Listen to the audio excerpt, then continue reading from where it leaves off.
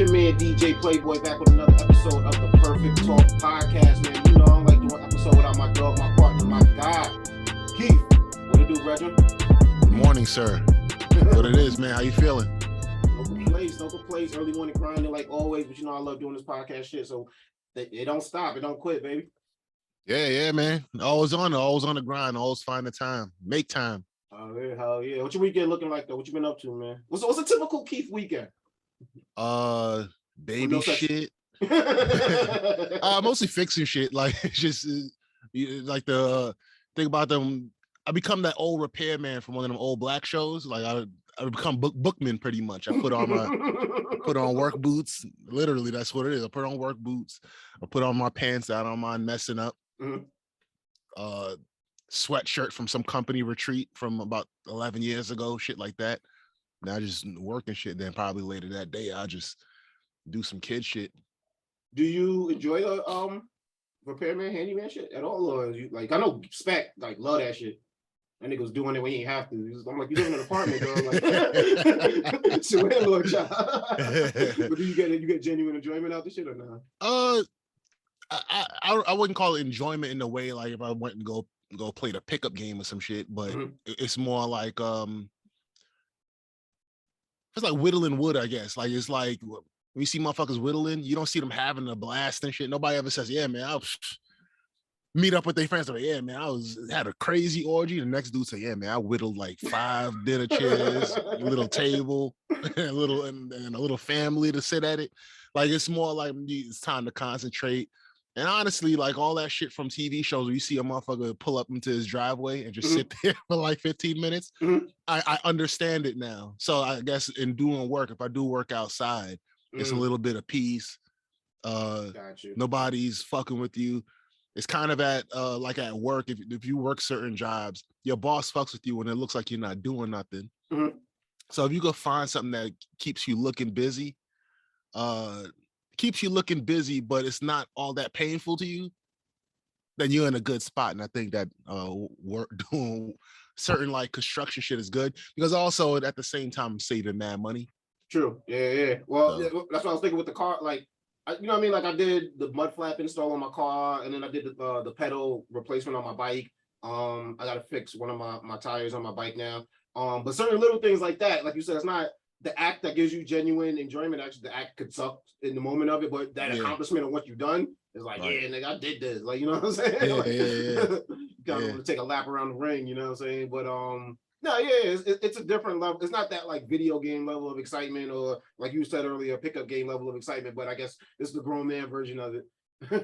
You still get to do the shit you like to do though. You still get time for I guess your hobbies and shit. I watch TV. That's pretty much my hobby. I like to watch movies and TV and shit like that. I get you. Read books. Yeah, I still get time. Less time, but I think it's all about being creative and making time, being more flexible. Yeah, shit like that. Nah, what happened with me this past week, man? It was crazy. I had speaking of the mud flap install, I don't know if I told you, but I had needed a jump afterwards because I had dumbed out and I was leaving my doors open. And you know the cabin light. I'm not even realizing that the shit's just killing the battery the whole time. And what you doing with your car? You got all the doors open. You had the trunk shit lifted up, trunk gate lifted up. Yeah, filming ATL or some shit. Trying to escape or anything. I was using it like because it was weird because I was you know how we get everything off of YouTube and you learn on the phone. Yeah. So it was still summer going into fall, so it's hot outside. So I'd be looking at the phone, but I don't want to just leave the phone sitting on the asphalt while I'm doing something with my hand. So I would just throw it back on the car seat or something like that. But then I'm like, oh shit, I don't want to sit in the hot cars, and I'm like, oh, leave the car open, whatever. It made no sense. So then, but what really fucked me up was because I recently got sounds put in it. And this is the original battery from the car. I bought the car, I had the car for over a year and never changed the battery out. So I needed to jump that day, and even that day he was saying the dude that AAA comes out, they test this shit, and he was like, yeah, you know, you might need a new one soon. This looks like the original joint, da. Fast forward 2 weeks later, went into the store. I was actually doing a delivery. I ran to the store and I went in, got what I got, came back out. Shit wouldn't start. It was me and my daughter, bro, and the shit just clicking on me, and I'm like, yo, are you kidding me right now? So I'm jammed up. I'm like just stuck on the street, but it's not that far from my house, like maybe 10 blocks from my house. Yeah. You know what I'm saying? So if I really wanted to troop it, I could have trooped it back home. To add insult to injury, right when I realized my shit dead, I can't find my wallet. Yeah, so I'm like, oh shit. And this ain't the most hood store in the neighborhood, but it's hood. You know what I'm saying? So I'm hood like, enough. Hood enough. Like you don't want to drop your wallet in there, put it like that. Yeah. Probably not bringing it to the county if they find it. So yeah, there's no good Samaritan chase you down like, hey, you lost your wallet. Are you I'm chasing niggas down like, yo, what you got in there? It look like a Coach wallet, nigga. Nah, but so yeah, long story short, I'm jammed up. I'm like, oh shit. So thank God for technology. AAA got a whole app, you know what I'm saying? So all my information was on there. I didn't need the wallet to contact them. But then they keep saying, you know, make sure you have ID when they show up. You have to show ID. And I'm like, shit, I ain't got my wallet on. I gotta finesse this dude. I'm like, it's me, nigga. I want to You know what I'm saying? So I'm sitting there, but I'm like in the back of my mind, I'm like, this nigga might come all the way out and just to make me walk home anyway. And lo and behold, I'm sitting, you know, I'm praying. It's funny because I'm right in front of a church too, and I'm I'm just sitting there looking at the cross. Lo and behold, the dude in front of me, I drive a Ford Focus. He drive a Ford Fusion, right? And so y'all bonded on that shit like a Ford gang, American made, American built. I'm wearing New Balances, nigga. I'm made in America, baby. What's up? You know, you already know. Same team, baby. Now, he needed a jump. He ran in the store. He came back out. Next thing I know, he's pulling out the little portable jump joint that people carry around with them. Yeah. So I'm seeing him jump his shit, and I'm like, yo, let me act of faith. You know what I'm saying? Let me holler at him. Worst he can say is no, and I'm still here anyway. So I'm like, I seen him do it, and I couldn't tell if his joint has. I turned I had my AirPods on. I was listening to something. I turned my podcast down or whatever. I'm like, let me get this shit start up. Next time I know he about to hop in the car. I'm like, yo, bro, that shit work for you? I was like, I'm waiting for the same thing. You think you give me a jump? He like, yeah. So he come over. The way that my battery is set up, though, he's like, he knew where to put the red one. He didn't know where to put the black one. I had seen people jump before, so I'm like, you just got to ground it right there. He didn't believe me for some reason. He's like, nah, I think you got to do this other joint. And then, so he tried it. It didn't work. He didn't work the way I said to do it. Then it didn't work the way he tried to do it. He got a chick in the car. She telling him how to do it. She know how to use it a little bit better than he do, but she don't want to get out the car. Right. And then she telling him, she got kids in the car and everything. Telling him how to do it. Plus, y'all was in front of the hood store. She don't know what you about. That's some new scheme and shit. Like, can you give me a jump? She's like, I seen Diamond, nigga. Not falling for that one. But then, lo and behold, right? Like this chick, like I would never profile her in a million years to have any type of automotive experience. She starts walking by talking to the girl in the car. She's like, I just want to help them so bad because they look like they don't know what the fuck they doing. And I'm like, she said that out loud? Yeah, she was talking to the girl in the car. And I'm like, come on down. We accept everybody. You know what I'm saying? Shorty come over. Boop, boop, boop. Her AirPod fall out her ear. It almost fall into the engine. We got to get that shit out, fish it out. Lo and behold, she do get my shit started though. Yeah. I'm like, yo, this hood chick out of nowhere is fucking hood superhero, bro. Came out of nowhere, just got my shit jumped up. Didn't even like, you know, sometimes you do something nice for somebody, you gotta linger for the thank you, for the accolade. She did that shit. Was like, all right, I'm out. That's like, real good Samaritan shit. Word up, man. You know what I'm saying? Profiling the store, profiling the people in the neighborhood, and then lo and behold, they came and they saved me that day. So shout out to them. Shout out to all the good Samaritans out there. And yeah, God is good, man. So you just gotta keep the faith and you know, I mean, things work out. So that worked out beautifully. Got the battery changed out and everything. So now we still bumping around the hood, bam. Do you have to get a new battery when you get a sound system? You don't have to get a new battery. What they do is they put a little like it's this little. If I can show you a picture of it. It's like this little like cylinder thing that it powers the sound.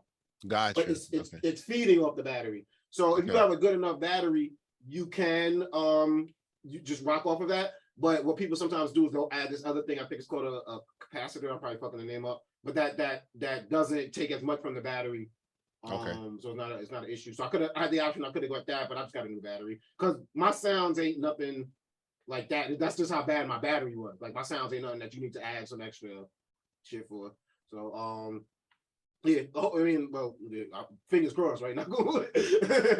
My shit don't just conk out on me. But yeah, man, that gave me refound faith in humanity a little bit. You know what I'm saying? Right. Yeah, shit's good, man. So yeah, lo and behold, man, you get down and you can get like stressed out from life sometimes, but it's good to like every once in a while to have that faith in humanity and it make you want to help people out, pass that shit forward. You know what I'm saying?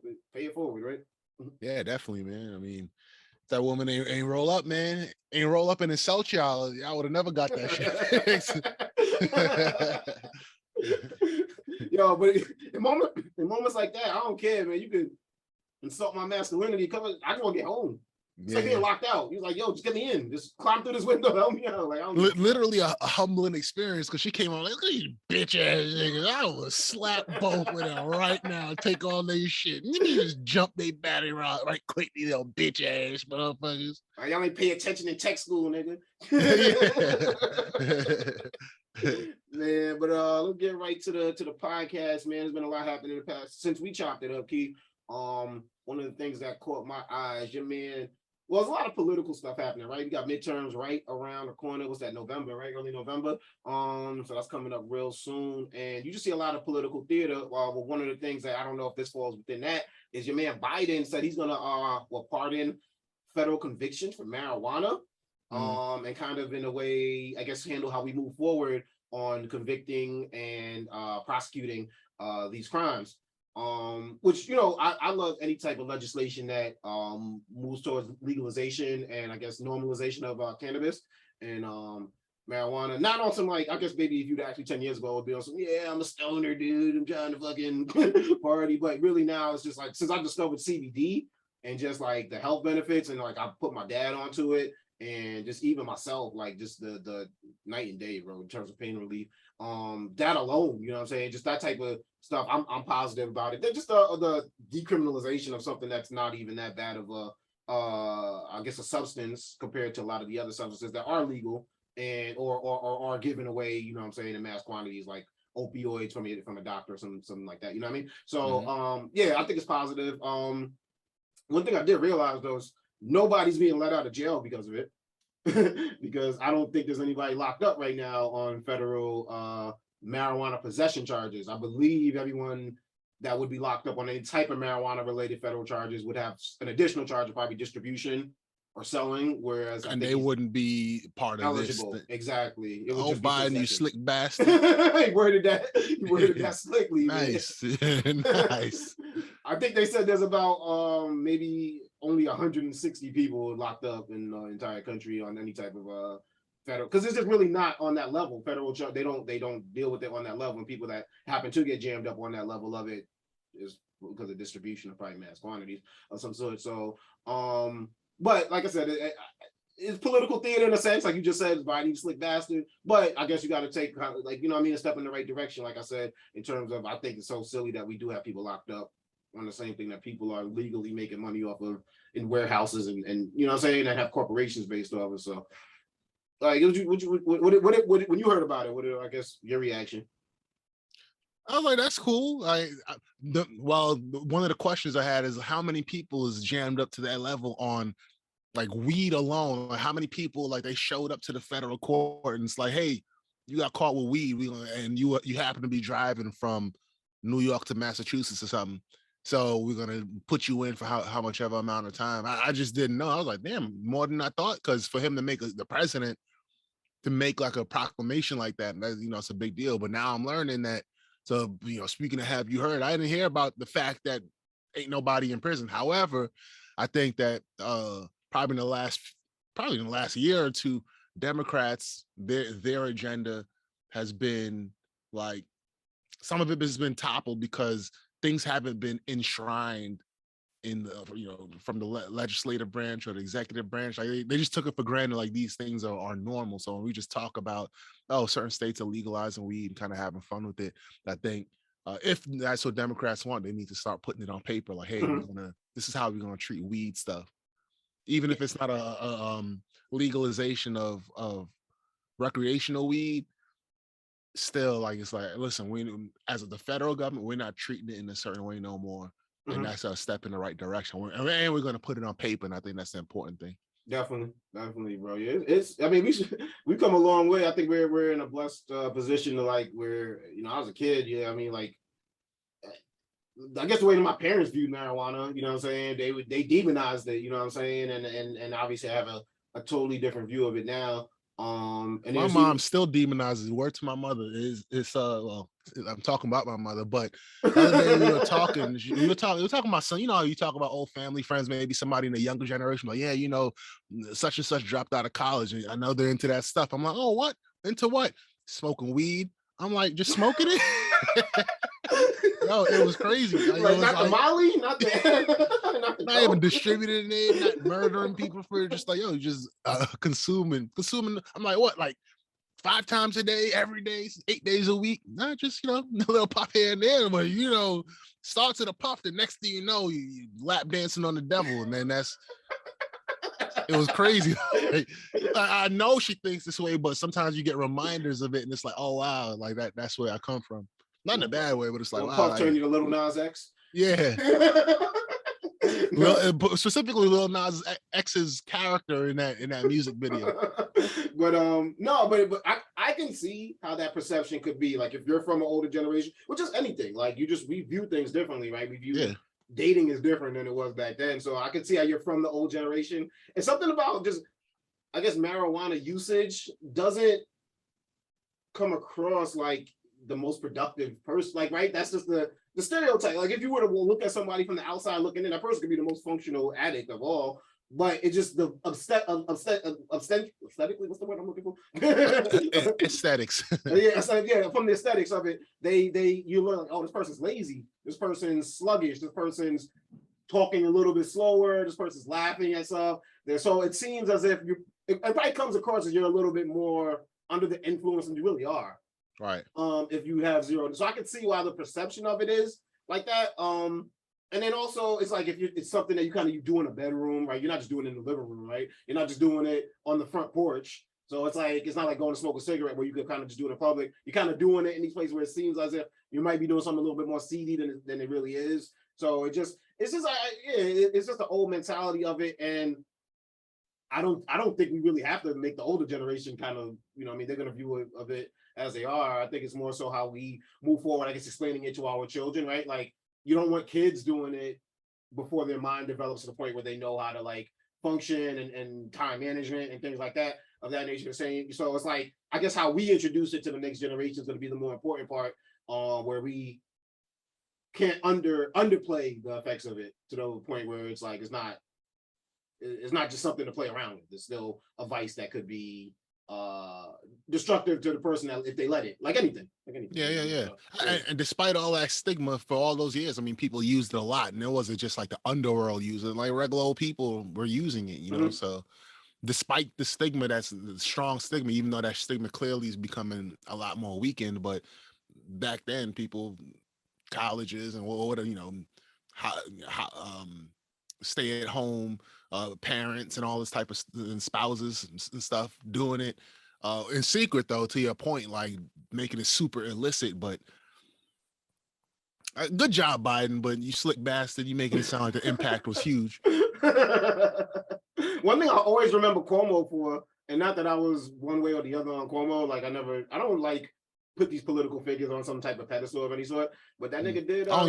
Except Obama, I'm gonna just put him. Yeah, of course. I don't even know what he did as president, but you already know. You go into any chicken spot, you see in a Chinese food store, you see the joint up there is God and his whoever their God is, and Obama right next to it because they know who their clientele is. Yeah. Well, to that point, I'm gonna probably learn more about Obama in the years to come of what he actually did in the 8 years that he was in office, just because I wasn't paying attention. The same thing with Cuomo, but I'm always gonna remember him as the dude that legalized it in New York. You know what I mean? Because that shit changed the game. And it seems just so silly, but it really is night and day, bro. Like, the shit opened up a lot of doors. Like, you know what I'm saying? It was just, he did it for political theater because he knew what was coming around the corner. But you know what I'm saying? Like, hey, I guess we gotta, being a pawn in that game worked out for New Yorkers, I guess. And it's funny now because it's like open market. Like, I remember I'm just driving down the street and I seen this dude roll up a long ass blunt. He got like 4 people around him. And I remember like back in the day, that'd be kind of something you hold down. Yeah. It almost seemed like he was like, like he wanted people to see. Like, and the 4 people around you would kind of make this wall, like, yo, stand right here, my man. And you stand right here and make sure nobody get that camera shot. You just right here, right by the belly button. You just that shit was crazy. Like, it reminded me of when the nigga rolled the blunt on the crate challenge. Well, like the shit was just so elevated. Like, I'm Yeah. not trying to hide it and no, but I'm like, that's just what it is now. And then, you know, I'm like, a lot of people I know, they go to the city, they be like, yo, motherfuckers be smoking on the street, and it's like, but to us, it's like night and day because we remember when it was like, you gotta sit in a car, you gotta fucking keep walking around the corner. You know what I'm saying? People like it's just so different now. So it's like, but in a good way, I guess. Oh, definitely. When I first started hanging out in Manhattan, I hung out with, it was like I think like 5 of us. It was like me, 3 white people, and a biracial dude, and they had a little pipe or whatever, smoking some trees, but they did it like right on 7th Avenue, Fashion Avenue, like it was, and like 2 blocks down from Madison Square Garden. I'm like, yo, this is what y'all choose. Y'all don't go one of the side streets. We not even at the side of a dumpster. Y'all do it right on 7th Avenue. So I think that for people who felt like me, like some old runaway slave, that now you could have that freedom. I think it's a good feeling. It brings some dignity to everybody, just a little bit more dignity to everybody, where they don't have to be that way for something that everyone is smoking that doesn't necessarily, no one's OD'd on weed. You know, now if you drive under the influence, now that should be a punishment, but yeah, of course, a lot of terrible things don't happen. Yeah, people fail classes. That's the usual side effect. It's like people fail out of gain weight, fail classes. That's it. I think it's funny. It's ironic that the heroin addict across the street is like, well, look at these niggas hiding over there. Why the niggas shooting up in his own arm on the corner? Look at these slave ass niggas over there hiding from the heroin lost his stigma before weed, which is crazy because the whole opioid shit. It's like, oh my god, we gotta save these people. That shit was happening somewhere in the middle of Michigan. We gotta save these people. And weed people's in the corner like just shivering in the cold, smoking.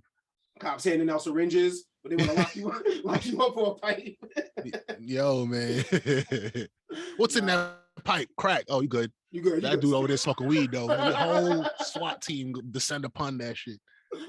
Yo, and in more political theater we seen this week is that January 6th committee decided to pop them in. And I remember when I heard on the news, I'm like, January 6th, y'all still doing this shit? Because I remember it was a couple months ago, they were doing it prime time. They was coming on talking about the committee and their findings. So I was like, where's this new, what's the new findings now? But we said, you know, midterm right around the corner. Let's get that political theater popping. And lo and behold, what it comes at the end of it, we're gonna subpoena Trump. We think we want the man himself, Donald J. Trump, to come and answer questions, which I think we all know is not gonna happen. Right. Something else that, you know, I mean, I kind of was just privy, that January 6th committee might not even exist in 2 months if the Republicans get control of Congress. So it's like, and a couple of them are not going to be not going to be in Congress, period. So. At all, right? Yeah, exactly. Right. So it's like, come on. I think now it's like, is political theater just more blatant, or are we just more self-aware? Or both, you know what I'm saying? Like, because I'm just like, what is this? What is the point of it? He's not going to show up. He's going to use every legal thing in his power to delay it as long as he can, and wait till the committee's null and void. So political theater is nothing new. I think that there's a legitimate part of it. Again, is that thing of putting stuff on paper, because you're supposed to, like, in theory, like if you read the Constitution or whatever and read how things are supposed to go, like imagine TV cameras never existed and media, the free press, like they exist, but not like that. Like it's supposed to be this courtroom, solemn kind of procedure where even the president, like if he fucks around, like it's like, oh, I could deliver you paperwork like any citizen, especially that you're not president no more. So I guess a good chunk of it's legitimate, but of course it's on TV. They do prime time. I think they hired like a TV producer to be a consultant on the January 6th committee and all that shit to make sure that they message out properly, doing all the prime time shit and all that. And everything. Yeah, the footage that they showed. That makes sense. Yeah. Now I get what they're doing, and we should. The funny thing about January 6th is it 2 years ago, but it's almost far enough away that you could be like, did that shit really? Like I had to remind myself that shit happened January 6th, 2021, in the heart of the pandemic. Yeah. Like I was like, yo, I didn't even want to go Christmas shopping. These niggas showed up deep to you know what I'm saying, to the Capitol. So it's just like it's almost kind of like if we don't keep reminding ourselves about it, it's like it's really easy to forget. You know what I'm saying? Yeah. Or brush under the table or kind of like move on like business as usual. So I do appreciate in that respect to keep reminding just how ape shit crazy that was. But to sit here and pretend as there's some type of like arrest or conviction or any type of legal recourse is going to come of it is come on, we're being silly. Yeah, probably not, but I think it's important to put this stuff on a record, and I think that's the importance of it. And I suspect, I don't know how much theater like Liz Cheney has behind it, but it seems that she has a certain regard for like putting this stuff on paper and going through the procedures the way that they're supposed to be gone through. I mean, perhaps self-guilt. To be honest, I learned a lot of shit from the January 6th committee because I clearly the January 6th insurrection is kind of fucked up. Well, not kind of, but it was really fucked up just in the sense of we have a country, we have a procedure. Everyone there claims that they love America, waving big ass flags and shit like that, but no longer wave the American flag or wave Trump 2020 or Trump Pence flags or whatever it is. And part of it's this whole democratic process, and you came and try to interrupt it, in a violent and kinetic way. I knew that was fucked, but then there's other shit behind it, all the coordination. So, people talking to the president, like, yo, man, do this and that. You're like, nah, I'm good. This shit is kind of butters right here. And then like it's just the shit I learned is and I think let's say 75 million people voted for Trump. Mm-hmm. If 5,000 people say, oh wow, them dudes, I thought it was just like a peaceful protest, maybe people charging to the house, but like 5,000 I'm gonna be like, oh yeah, this shit is kind of wild. I'm still gonna vote for Trump if he runs again, but this ain't right. You know what I'm saying? I could tell my kids about it, or when they're taking history class, I could talk to them about it. So one of the things that stand out to me, the hypocritical nature of it, is cops died, right? Yeah. Like brutally murdered, or died later, or killed themselves later because of what they seen and what they experienced. 6 months before that, right? George Floyd, it was Black Lives Matter. Then it was back to blue. Then it was like, yo, all right, so we on the police, right? We the Republicans, we rock with the police. January 6th happened, cops die, nobody cares. Trump gets raided, y'all niggas is threatening the FBI now. Like It's like, what's the flip? Like it's like, so y'all really don't got a side. Y'all don't really care about cops. Y'all doing whatever's convenient for y'all message. Right. You know what I'm saying? Like and that to me was the biggest slap in the face because of all the police support that they got. Why does nobody care that them Capitol Police died? Like them niggas showed up to work. They just like, you know what I'm saying? Probably didn't have ample warning about stuff that Secret Service and CIA knew might be coming down the pipe. You know what I'm saying? And you know what I'm saying? Like that shit's whack, bro. Like my man had to kill Shorty on camera. Like he shot Shorty on camera. Like that's crazy. He has to deal with the psychological balance of that. You know what I'm saying? And it's just like, nah, bro, like that shit's fucked up to just like, yo, we just gonna brush the shit under the window, bro, under the rug, excuse me, because it's just like, nah, bro. It's like to me, it's similar to like just how we forget about the veterans, all the people that died in Afghanistan, Iraq, and and then we just like, oh, Bush is cool now, he paints. Right. Nah, niggas' families is fucked up. You know what I'm saying? People gotta wipe their husband ass because he came back with injuries that he'll never be the same again. Over what? Over some nonsense. You know what I'm saying? So it's like, nah, we got it. That's the part that gets to me. Like, them people who died probably was, I ain't gonna say probably, but possibly were Trump supporters. Right. And you got killed by your own people. That's the part that I think that justice should be served in some way, shape, or form. Yeah. But they trying to do them little convictions. I think one of them Proud Boys or one of them other groups, so they got one of them niggas is got an actual conviction this week, and they trying to get more of them. But even so, it's like you would think for some shit like that, you getting life in prison. What these niggas doing 2-3 years tops. Yeah, tops. Yeah. That's like I've never heard any convictions longer than that. So it is what it is, man. I guess it's better than nothing. I mean, that's it true. would be ideal, but it's like the chipping away at the people trying to understand it as normal. Like when somebody in your community, like let's say you live in a community where some of these people live, it's like, oh yeah, that's right, that shit wasn't normal and it was illegal. You know what I'm saying? Like this ain't getting persecuted. Like they were charged with actual shit that's in the law books. Yeah, no, it's yeah, to that respect, yeah, because then I would be sitting here being like, man, ain't nothing happened to like get convicted. So yeah, you're right. I'll take what I could get, but it's just like, come on, man. Nah, I feel you though. I mean, if I roll up in there, or Black Lives Matter, or the shit, the Boys and Girls Club of Eastern Brownsville, if they showed up to the motherfucker and didn't even break in, they were just like, hey, stop this proceeding. Be like, arrest these kids, charge them as adults, and 5 years minimum, all that type of shit. Keith, we get tight on time, bro. So we're gonna move on to my favorite segment, brother. It's called Have You Heard? I hear news articles or headlines, and I bring them to the table, and that's my bro Keith. Has he heard? Keith, in the wake of Hurricane Ian, a lot of footage has come out, and one particular footage is President Biden making a statement that was kind of confusing. It was out of context clip of Biden that was spread widely on social media. Where he says, if you're in a state where hurricanes often strike, like Florida or the Gulf Coast or Texas, a vital part of preparing for hurricane season is to get vaccinated now. Everything is more complicated if you're not vaccinated and a hurricane or natural disaster hits. Protect yourself from basically they're trying to find that they were trying to make it as if he came out with this statement in regards to Hurricane Ian. But what they found out was basically that's a clip from 2021 that's being used when the vaccination thing was at the forefront, and Biden was more so saying get vaccinated now.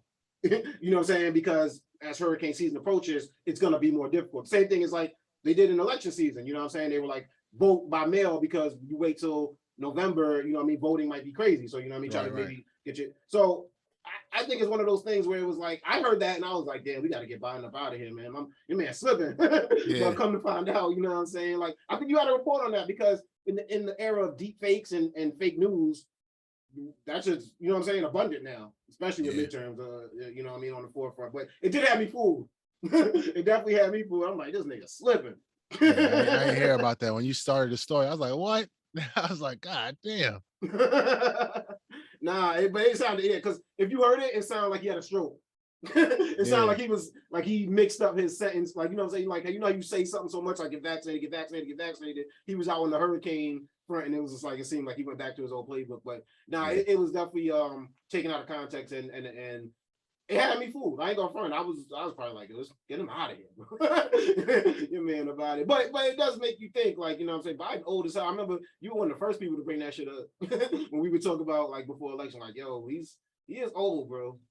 And it's not like they're grooming Kamala to take the bro. I really don't know what's going on with Kamala. It's the opposite, bro. It's like I don't know how to. I don't have an analogy for that shit, huh? It's like they locked her up in there somewhere. Like, where's she at? It's crazy. I think she got in a car accident and but it didn't even really make the news or nothing like that. Like, it wasn't like it's nuts, bro. It's like, what do y'all do? I didn't think that when they put her in the office, I knew it was obviously, for the look, right? We love minority look, but and part of it was the perceived skill. Like she had like mad potential. Like her run for president was whack, but like she had some support behind her when she ran for president.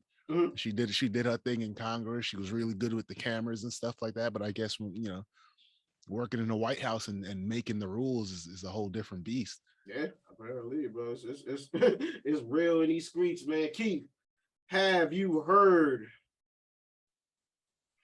Kanye West is wilding the fuck out, bro. Kanye West, after a week of wearing a shirt that says "White Lives Matter," appearing on LeBron's show The Shop on an episode that will never air because he's spewing some of that same hate speech that he's been spewing on Twitter. Woke up one day just anti-Semitic. But apparently it's not one day because I think Van Lathan was like, yo, he was talking this Nazi shit back when he came to TMZ talking that slavery of the choice shit. So Kanye's having the worst week ever. JP Morgan is like, they're gonna part ways with the Yeezy brand. Adidas is thinking about possibly separating themselves from him, despite all the money that he's earned for them in the past couple of years. And it comes across as if Kanye's just self-destructing. For me, it hits different. I know someone that I guess suffers from some of the stuff that Kanye suffered from and lived with them. So when I see these like self-destructive tantrums or just periods of his life, it reminds me of that person. And I guess I kind of have a little bit of sympathy for her because I know how from the outside looking in, it just seems like, yo, this person's wilding, but it might be a little bit out of his control. Now, that's not to excuse none of his shit. Kanye's a wild boy, and I think he's corny for everything that he's doing.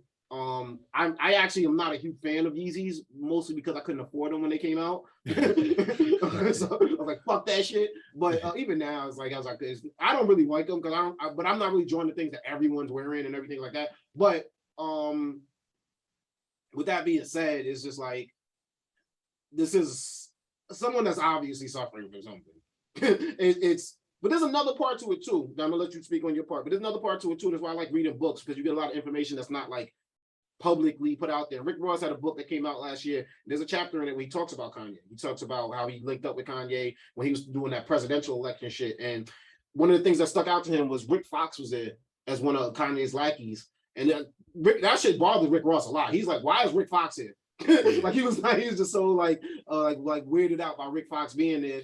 And then but what he came across in that time was he realized that Kanye will do whatever it takes to have the media talking about it, because to him that's social currency. So whatever wild thing he could drum up, whatever situation he could do, they like sit there and try to war room it out and be like, oh, what's gonna get the most attention? What can he do? And you see it. Like he's like, all right, I'm gonna wear a White Lives Matter shirt. I'm gonna just start saying, you know what I'm saying, anti-Semitic shit. And it's just like, bro, you have to do shit you can't come back from. Like niggas don't even like your music like that right now. Like, you know what I'm saying? So it's like, I don't know. But it is a little sad to see. I'll let you talk on it, Keith. Oh yeah. So yeah, I feel like Kanye would latch on to anything that would just get attention. I've always had doubts that if he really like in his heart believed this stuff versus like the reaction that these things would get. So saying stuff like, I'm gonna get on the Jews next. Although certain parts of certain factions of Black life and certain factions of Jewish life, they've been at like rivalries internally, like that won't be out there in public, like those riots in Brooklyn. You know, we came up in Brooklyn. I don't know how popular it is nationally, but you know, things like this have happened. Nick Cannon, some comments he made, you know, with the Professor Griff on his show. That was one of the similar things. Yeah, now it's a history of it. Yeah. So, like, I just feel like he knew that would get mad attention, or even going for Trump or wearing a MAGA hat and all this shit. Like, I just feel like he knows that it's going to get a rise out of people. And he was the dude who said, George Bush don't like Black people. Mm-hmm. I think he intellectually, he's smart. He knows what Black Lives Matter is trying to do. So in wearing a White Lives Matter shirts, I know he knows what he's trying to do. 100%. Yeah, it's all planned out. Like he had a picture with Candace Owens. Candace Owens just dropped the documentary, anti-Black Lives Matter. You know what I'm saying? So it's like he's reaching out, but it's like that shit is cool when it looks organic. Not when it looks, you know what I'm saying? Like you try hard right now. You know what I'm saying? That was your lyric, dog. Yeah, when you try hard, you die hard. So it definitely appears. That's the thing. It just the way, like the George Bush don't like Black people. In a way, it was trying hard, but like he had the platform, so he's like, all right, it seems that he was genuine and it felt true and stuff like that, and I believed him. Half the stuff he says now, probably more than half, like I just don't buy that he's like in his heart like is behind this stuff. He should have hired Mike Myers to like always react to him. To bring back that fire he had from back then. Keith, have you heard? Get to a good one, man. Your man Antonio Brown dropped a Tupac picture of Giselle, him and Giselle hugged up. It looks like after they Super Bowl win, man. I guess in a response to the Tom Brady and Giselle divorce rumors. What do you say to that, man? You let a man in your house around your kids, and then he posts that, but then some people like, why Giselle take the picture? It wasn't after Super Bowl. No, it wasn't. It was after some win, right? It was after a big win, yeah. It was after a big win. Mm-hmm. Shit like that happens. Like, yeah, well, it was just this Kobe's wife is hugging other Laker players. It's like it just happens. That's not the most scandalous thing. Him posting it. That's the scandalous thing. I mean, Tupac was remember, man, back then I think before Tupac died, I was telling y'all cats, man, back when we was preteens that, yo, this dude is crazy, man. People like, what? This dude's a genius. I'm like, nah, this nigga's crazy. Antonio Brown is bugged, man. But right before that, I think right before he posted the picture, I think the reason he posted the picture was in response to like people were roasting him for pulling his penis out of a swimming pool. Mm-hmm. Yeah, he got in trouble. Well, not in trouble, but yeah, he got in headlines for that. Yeah, he got headlines for that, and then I guess he responded with the him and Giselle hugging photo. It's like, what do you do? Like, it's like when him and Kanye do the stuff, it's like the response is stop giving it attention. Yeah. But they're just such assholes that it's just like the camera's just drawn to them. Like we like to laugh at clowns. We like to see people self-destruct, unfortunately. Yeah. And they're doing a great job at it. You know what I'm saying? It's just like, I just don't want it to reach the point where we're just like, oh, it was funny until they crashed their car off a mountain. You know what I'm saying? It was funny until they shot themselves in the head. You know what I'm saying? And that's where I'm like, well, are we wrong for laughing? But I'm sure there are people that's trying to help them, right? It's just probably, and then what happens, I don't know what AB suffers from, but it's even in the Kanye thing, it's just like, you get frustrated with trying to help somebody when you feel like you trying to help them more than they trying to help themselves. Yeah. I don't know if it's because I'm older that it hit a point where I stopped laughing. I think the point at which I stopped laughing was the last time I laughed at AB was when he burnt his feet in the ice thing, in the cryo thing. But then after that, it was like, damn, man, this dude AB is bugging. Kanye, I stopped laughing a while. I can't think about the last time I just stopped laughing. It might have been right before the MAGA stuff, like when Trump was making his run. Mm-hmm. After that, it's like, damn, man, like, shit, dude is wilding. Somebody said something crazy about the Tom Brady shit. They was like, yo, Tom Brady, he about to get the bag from TV, right? He about to retire. Mm-hmm. He about to be solo dolo. Why not get divorced right now while she's the breadwinner? Then you make it out, you know what I'm saying? Now you got your money and your freedom, and you might be getting alimony over that shit. Well, as fucked up as it is, I mean, I don't know if Tom Brady and his team are thinking this way, but there's a lot of people that takes care of Tom Brady's financial interests. So I wouldn't doubt that they might be thinking of it like that, like, Tom, we may want to go now. It's possible that they didn't even necessarily, maybe they told him the reason once and say, all right, we'll leave it at that. You handle your emotional stuff, you take care of yourself, but I'm gonna let you know this is how we moving. He's like, fine. I'm just gonna leave the CD of Project Pat playing. She don't want to be saved. And we just gonna leave it at that. Yeah. Handle yours, Tom. You know what to do. Matter of fact, with the above the rim shirt on, they gave him the duffel bag. Handle that, Tom. Handle it. Yo, man, I see little man photo bombing the set, so that means that we are tight on time. We got to get up out of here. Keith, it's always a pleasure doing an episode with you, brother. Where can my people find you at on social media? Instagram, me and my _35. Awesome. Tell your people they can find me on Instagram at PLICCAPEEZY, PLICCAPEEEZY. Also follow Perfect Talk Podcast on Instagram at Perfect Talk Radio. Follow your man DJ Playboy on Twitter at DJ Playboy, because I'll be dropping them knowledge gems all day, every day. Check us out at www.perfecttalkpodcast.com for every episode of the Perfect Talk Podcast. You got my show, The Night Shift, also my other radio show, Money Talks Radio, that I do with my brethren, DJ Show. You know what I'm saying? We out there, so make sure you check that out. Also check me out this October 29th. I'm gonna be in Poughkeepsie with my homegirl Ayo Niche, rock for the Halloween joint. You know what I'm saying? We're gonna do a little party promo up here, Keith. We're gonna bring that that radio vibe to the podcast game. But yeah, check me out October 29th. Werewolf bar mitzvah. Let's go.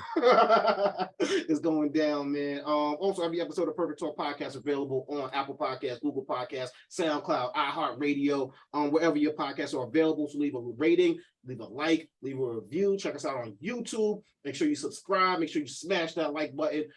Put the notifications on too, because we like to drop a lot of videos. And we just gonna keep things moving, man. Keith, something I seen in the news this week is your man Damon Wayans is returning to television for a show with his son, Damon Wayans Jr., on a new CBS comedy. I thought it was pretty cool because my girl just started watching My Wife and Kids again, randomly out of nowhere. So it was like, all right, shit, I guess, you know what I mean? It reminded me how funny Damon Wayans is. You know, we kind of take it for granted because he's so, like, In Living Color was so long ago. Shit's still funny, but it's like, it was so long ago. You're like, yo, my man Damon Wayans, you know what I'm saying? I actually got some hope looking forward to that show. But what are you watching nowadays on the tube? I'm looking at Netflix documentaries, sports documentaries. I think they really coming for 30 for 30's head, ESPN's head. I just watched the Redeem Team joint. Okay. How's that?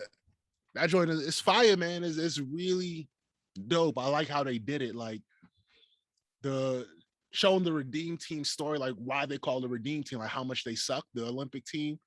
And then I forgot like a lot of shit that you forget. And I don't know if it's because like right about then is when I was coming of age, 2000, 2004, and then going into 2008. But like I forgot that Jadakiss dropped a rhyme about how whack the you know, why they keep getting blown out. Like oh like yeah. Yeah. So all that stuff. And then the important part of the story, like Kobe being that important part of the story, like with the Dream Team, they had a bunch of veterans, right? They had like all time Larry Bird, you know, not to mention Jordan, but Larry Bird, Magic Johnson, but like, and by the way, like the best player wasn't the OG in the Dream Team, but here Kobe Bryant was not just the OG, he was the best player, and he taught a lot of these younger players a lot of shit. So like just having it there, and then not to mention that they had the shot of like Kobe and his daughter like in the Olympic Village talking to the rest of the team, and people Kobe had this reputation for not being all that personable, but I feel as if like they showed the players there kind of breaking down a certain wall between them and Kobe. Like they showed LeBron cracking mad jokes and Kobe actually laughing and stuff like that, but at the same time they still worked hard. So it's a dope documentary. And then the N1, they have an N1 documentary, but so does 30 for 30 ESPN. This one is better in my mind. And and by the way, did you know that N1, the mixtapes and the tournaments and stuff was still popping in like 04? No, I had no idea. It just left. I don't know if it's because just the settings we were in, like we went away to college. I have a theory. And it's funny because you just mentioned it too about the Redeem Team. Yeah, I didn't watch television in college. I was doing drugs, getting pussy. No, but like my girl, I was like, how come I never watched my wife and kids? I'm like, I've never like, I knew the show was on, and then I looked at the years it was on, and I was like, oh yeah, I was in college. Like I remember watching television about 3 times in college. One of them being the Super Bowl where Janet's titty popped out. And probably the only reason I remember that was because you gave me one of the wildest phone calls you ever gave me before, before that happened. So I was like, it's just locked in my memory. And then another time I remember turning off Hurricane Katrina. Like I remember seeing like people like on the roofs and like water being that high. And then I remember just my mind not being like, I didn't even like process it. Right, you know what I'm saying? Like I remember, but like I literally didn't watch television that much in college. So that's my theory. A lot of stuff that happened popular culture wise that wasn't in music, I probably wasn't on my radar. Yeah, definitely, man. Because they showed stuff happening in 04, the N1, 04 and all that stuff. Actually, same thing with the Redeem Team joint. Because remember, it's not just about the Olympics; it's about like the U.S. team leading up to the Olympics. Okay. So the previous years leading up to the Olympics. So yeah, man, both of those documentaries is dope. The Manti Te'o joint, I didn't see it, but I heard a lot of things about it. So definitely Netflix Sports. I didn't watch Dom. Nah, man, that shit's too dark, man. I don't feel like I just heard about a white dude eating black people, man. I'm not ready for that shit. It's like no, I would say you gotta balance that shit out. It's like it's energy. As I'm getting older, I'm realizing the stuff I expose myself to. Like I can only watch one drug show at a time. I can't watch like Top Boy and BMF. Like I gotta you know what I'm saying? Because it's just like the energy is just like so I do want to watch Dahmer because I'm hearing good things, but I got to make sure I got like 3 comedies lined up because I got to keep that joyful energy in there. It's Halloween too. You got all these skulls and dead people and motherfuckers. Like, all right, you just start doing too much of that. You like, all right, I gotta choke a bitch out right now. It's like, that's cool. I didn't notice it till recently. I watched a lot of sports before college, and then I got back into it after college. But all them years was a blur. You know what I'm saying? So, but man, always a pleasure doing an episode with you, Keith. And tell little man I said what up, and say goodbye to the people, brother. No doubt, man. Peace. Peace.